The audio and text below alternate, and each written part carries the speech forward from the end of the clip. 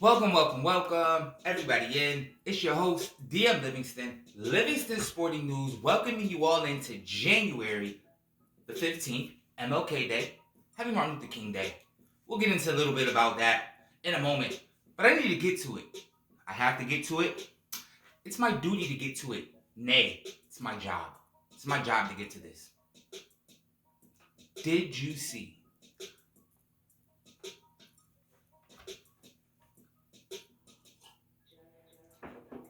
Did you see the Dallas Cowboys yesterday?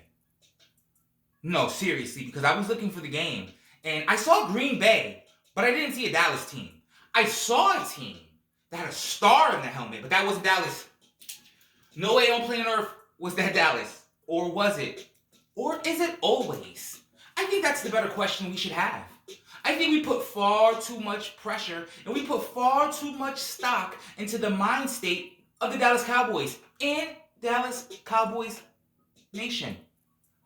Nay, maybe we are the problems because we listen to them. How many of you were led astray by Cowboy fans with talk of grandeur, of home games, of an easy path of knocking off Green Bay and Tampa Bay, only to face San Francisco, clash of the Titans? Only problem, seems the Cowboys are not a Titan in the least bit. My goodness, that made me happy. Little rough day yesterday, Sunday, my team's not playing. I have to find joy in other places. And boy, did I find some joy with Green Bay laying the smackdown, WWE style, on the Cowboys. But seriously, in all seriousness, I like it.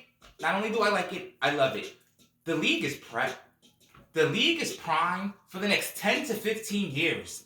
This talk of not having elite quarterbacks forcing us to want Dak Prescott and other quarterbacks that will remain nameless to perform as if somehow they were number one picks. No, they were not. You know who a number one pick was? CJ Stroud. And he's balling like one. Let's not forget that these quarterbacks were picked up Dak in the third round. He's excelling to the max of what he's going to excel until you put weapons around him. Talking to you, Jerry. Remember Ezekiel? Remember those good old days? We had to have a running back. Well, apparently all you need is a quarterback now. And the Houston Texans have themselves one. Now, I'll save my picks for later on in the week, but I had to get that off my chest. 48 points at the crib, Dallas. You let them score 48 points at the crib. Green Bay came down to town, dropped 48 on you. At least Houston was at home. At least they was home. Anyways, moving right along. Speaking of Houston, when it comes to the picks, and I won't duck away from the fact that I picked Dallas. Everyone picked Dallas. But how many of you picked Cleveland? How many people of you fell for the propaganda that Joe Flacco still had a little bit left in the tank? He had nothing left in the tank. Absolutely nothing. This is what it is. Certain generations are over. Your Tom Brady's of the world. Your Drew Breeses of the world. Your Big Bens of the world. They're going to double that bus up and bring him back. And they're going to pick up Joe Flacco in a couple of weeks. Yeah, he's done for. If anyone out there was picking Joseph Flacco, I don't know if it's Joseph, but it sounds more professional as they get older. Joseph Flacco was going to beat that young boy CJ Stroud. You tipped your hand about your feelings. That's deeper than sports. And I'll just leave it at that. And then in the nightcap, finally a nail biter. Finally we had a game, because up until this point, nonsense, beat downs across the board until the Rams in Detroit. Showdown in Motown. Came down to the wire. I did go with the Rams. Unfortunately, they lost. Detroit, congratulations, Detroit. Your first playoff win since before I had hair on my face. So that's a congratulations, because you can see my hair is now gray. So if you guys haven't won since before I even had hair there, we're going back a little while. So congratulations to Detroit. I think you guys are going to do okay. Again, I will reserve all my picks for a little bit later on in the week. Those Cowboys. What would we do without them, though? Everyone had one more team to root for. Green Bay. We were all Packers fans yesterday. Except the maniac Cowboy fans that I know. The whole world was a Packers fan yesterday. Moving right along. I don't like to toot my own horn. But I've learned in this life, if you don't give yourself flowers while you're above, you only get them when you're below. You can't smell them then. Somebody told a certain group of people, if somebody was me, the group of people is you. If you were looking for an upset pick, especially my gamblers, if you were looking for an upset pick this weekend, I directed you to Texas Christian University. They were facing a go off against the number 2 ranked Houston Cougars. They are the Cougars. I still don't care. I told everybody that they would lose. And I know. You probably saw that 2 next to Houston and got scared. And was like, DM, you're probably just hating because Uconn used to play in the AAC. A little bit of hate, but mostly common sense. I told you. Lo and behold, 68-67, TCU knocks off Houston to complete the complete collapse of the top 5. You know who may be number 1? Now don't get me wrong, Purdue is nice. You know who might be number 1? Uconn Huskies. Yes, that is right, because we handle business against Georgetown. Oh, we're a dangerous team right now. But back to that TCU game. You know who was balling? Jameer Nelson Jr. How many people know Jameer Nelson, the senior? Who remembers that? Where do you play? St. Joe's? St. Joe's, shout out to Philly. That's in Philly, right?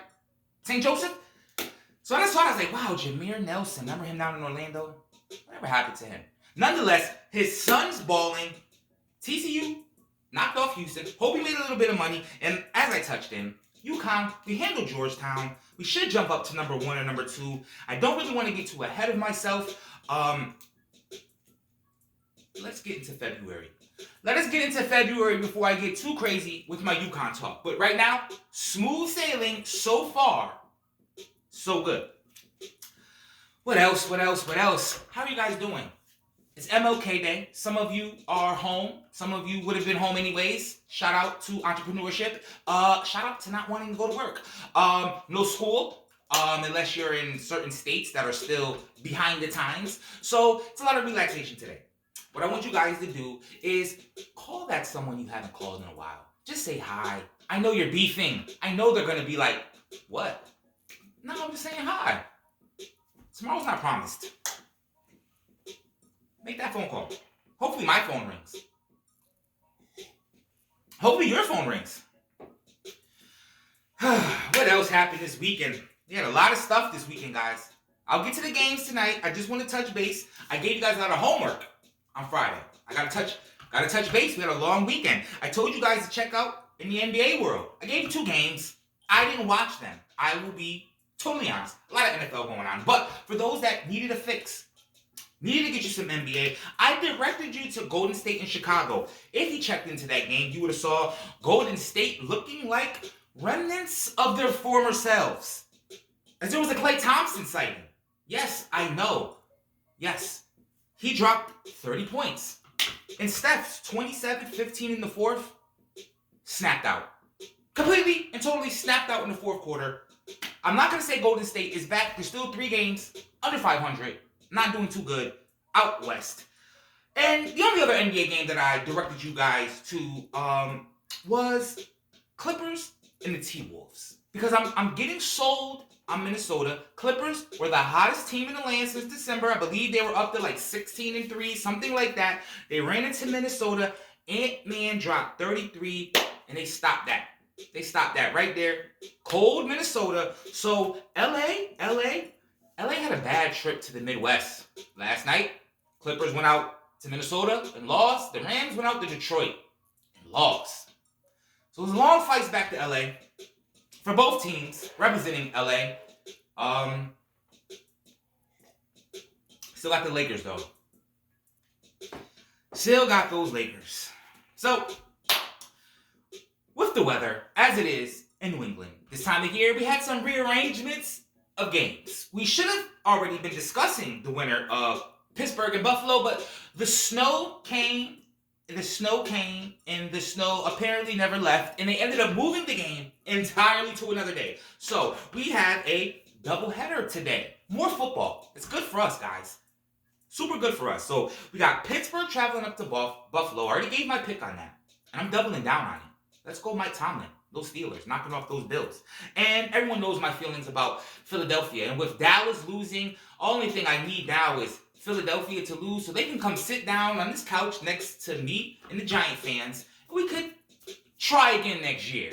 We ain't going, I ain't going. Simple as that. So that's pretty much what we got going on in the NFL world. I hope we don't have blowouts like we had yesterday. Because yesterday got a little bit distasteful and disgraceful. So, as far as the NBA tonight, guys, I'm not going to direct you to any games because we got football action.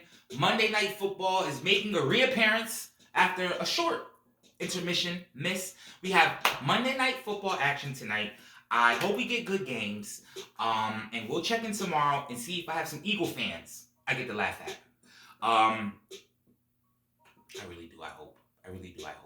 So, now that the weekend is wrapped up and I have set us on a path to move forward this week and beyond, I'm introducing Mets Monday. I fully am aware that it is January the 15th and first pitch is months away, but pitchers and catchers can report as early as a couple of weeks from now, I believe Valentine's Day, and spring training. Cardinals versus the Mets. February 24th. Out in Arizona. It's time to talk about it. Every Monday, after I touch base with what I need to touch base with, think of it like a meeting. For everyone else can leave. Upper management, you can stay. Because on Monday, we're going to talk Mets stuff now. So for those that aren't concerned with Mets stuff, I'll let you gather your stuff. And I'll see you guys tomorrow. My Mets fans, just hang tight 1 second. Okay. It's just us? Just us Mets fans? Okay. How you guys doing? Tough last year, right? How do we go from 100 and something wins to, oh my God, that was tough. That was really tough. And then to watch the pitchers that were supposed to save us go other places, it was tough. But I'm here to bring you joy. I'm here to bring you hope. I don't think we're infatuated with pitching anymore, guys. I don't think we are because we picked up the Maniator, Sean Manaea. And I wouldn't call him an ace. I'm not going to say he's a bad pitcher. He's an average pitcher, like a 4 ERA career. Average. He's a 4/5 guy, right? I don't know if I'm super sold on Segna, but we have no choice. He's our number one. But this is what I'll say, Mets Nation. And please let me know how you feel about this. We don't need Blake. We don't need Blake Snell. Let the Dodgers take him like the Dodgers are literally buying everyone else. I hate the Dodgers. And I don't hate the Dodgers because they beat us all the time because we have a very, very respectable record against the Los Angeles Dodgers across decades and in the playoffs. I don't like the Dodgers because they're trying to buy a ring. Everybody. So we don't need Snell. Let the Dodgers take Snell. Let's just ride with what we got, guys. Let's ride with what we got. I like that we grabbed up Pete Alonso. If you don't know, we got him for one more year. I don't know. It seems like personal, perhaps, because it can't be production. Yes, he batted nearly 200, but he's a home run hitter. It's all or nothing with him. I'll take 46 home runs batting 217. I'll take it. He's not our. That's what our Jeff McNeils of the world are. That's why our season fell apart. We have people that were supposed to be known for specifics and they didn't do their specifics. Jeff McNeil stopped hitting. This guy couldn't connect. It was a bunch of solo shots. He should have had 2,000 RBIs. If you hit 46 home runs, you should have more than 118 RBIs. I mean, you just should. I mean, that's my math. That's how I think about it.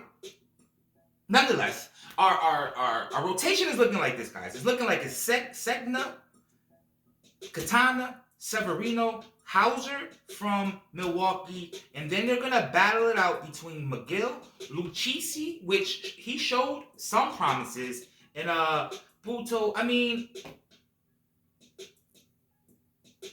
I know what you're thinking, because I'm thinking that as I look at this, this doesn't look too imposing. That's why we're gonna win. Because for once, we're not telling everyone we have the best pitching staff and we're gonna win. No. We are gonna have a complete team. Right? Right? I'm tired of winning 1-0 or losing 1-0. Let's get into, you see them Cincinnati games? Let's get into some 7-5s. Let's stop trying to outpitch everyone and outscore everyone. Let's turn baseball into basketball. And we'll win. Am I the first on this? Or am I going to be one of the guys that are the last on this? I know I'm not a traditionalist. It's a very tough word. How many times do you get to get 5 syllables out, though, in a day? Huh? Traditionalist. How many times? Anyways, I'm sidetracking myself. The point is this. We need to revamp everything. We had a good 10 to 15 years where it was all about the pitching. It brought us exactly 0 World Series. Zero. And there were times when we literally had 5 ones. We had a starting 5 rotation that they all could have started ones on other teams. It got us nothing. And if you spend money on a DH, I'll lose my freaking mind. Just look at the 2 teams that played in the World Series. And look who their DHs were. Do you know who they were? I don't. I'm lying. We had one of them. I don't like talking about guys that don't play for the Mets anymore. But the point is this. Don't think you can just throw money at it and it'll come to you. World Series are not women from broken homes. Okay? I apologize. If you were offended, this is definitely not the show for you. But with that being said, guys, I'm going to get going. It's MLK Day. Everything's closed for the most part. I'm going to get into some research. I'm so glad I got a football game to watch later on. I do. Because it's going to be a long, boring Monday. I'm not going to lie to you. I would never lie to you. I'm here for you, my people, to serve you with the information and knowledge that you need to navigate through your sports life. So I've been your host, Dan Livingston. I will be here each and every day, Monday through Friday, Livingston Sporting News. And as always, peace.